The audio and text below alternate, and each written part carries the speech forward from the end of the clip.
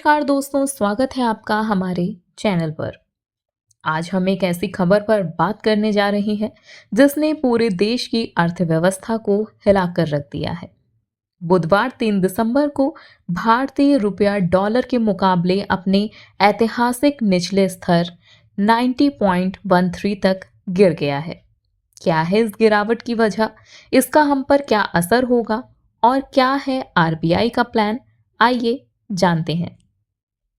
ये गिरावट कोई छोटी बात नहीं है। 90.13 का स्तर पहले कभी नहीं देखा गया है। इस बड़ी गिरावट के पीछे मुख्य रूप से 3 बड़े कारण हैं। विदेशी निवेशकों की बिकवाली, यानी दुनिया भर में मंदी और ब्याज दरों में बढ़ोतरी की आशंका के चलते विदेशी संस्थागत निवेशक तेजी से भारतीय बाजारों से पैसा निकाल रहे हैं। जब ये डॉलर वापस ले जाते हैं तो बाजार में डॉलर की मांग बढ़ जाती है और रुपए की कीमत गिर जाती है। कच्चे तेल की बढ़ती कीमतें, यानी भारत अपनी ज़रूरत का बड़ा हिस्सा आयात करता है और कच्चे तेल की कीमतें अंतर्राष्ट्रीय बाजार में लगातार बढ़ रही है। तेल खरीदने के लिए हमें ज़्यादा डॉलर चुकाने पड़ते हैं, जिससे डॉलर की मांग और बढ़ती है।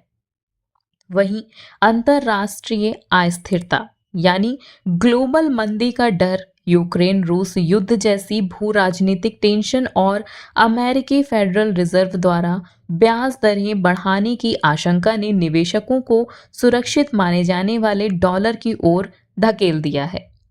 अब सवाल है कि इस गिरावट का हम पर क्या असर होगा। इंपोर्ट महंगा हो जाएगा, इसका सीधा असर आपकी जेब पर पड़ेगा। पेट्रोल, डीजल, खाना पकाने का तेल, इलेक्ट्रॉनिक सामान और यहाँ तक कि दालों की कीमतें भी बढ़ सकती हैं। विदेश यात्रा और पढ़ाई महंगी हो जाएगी, यानी जो लोग विदेश में पढ़ने या घूमने के लिए योजना बना रहे हैं उनके लिए ये अब और महंगा होगा। वहीं आईटी और एक्सपोर्ट कंपनियों को इसका फायदा होगा।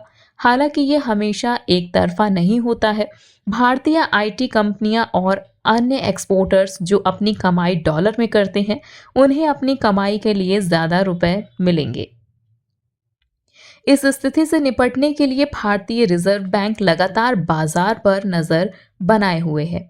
आरबीआई अपने डॉलर भंडार को बेचकर बाजार में डॉलर की आपूर्ति बढ़ाता है ताकि रुपए की गिरावट को रोका जा सके। लेकिन विशेषज्ञों का मानना है कि ग्लोबल दबाव के सामने आरबीआई की कोशिश सीमित है। मैंने कहा रुपए की कीमत घट रही है, इसका मतलब ये है कि इस देश की आर्थिक परिस्थिति ठीक नहीं है। वो हमेशा बोलते हैं कि हम डेवलप हो रहे हैं, हमारी आर्थिक स्थिति अच्छी है, लेकिन जब रुपए की कीमत गिरती है उसी वक्त मालूम होता है कि आपकी आर्थिक परिस्थिति क्या है। गिरना चिंता का विषय जरूर है, लेकिन ये ग्लोबल इकोनॉमी के दबाव का नतीजा है।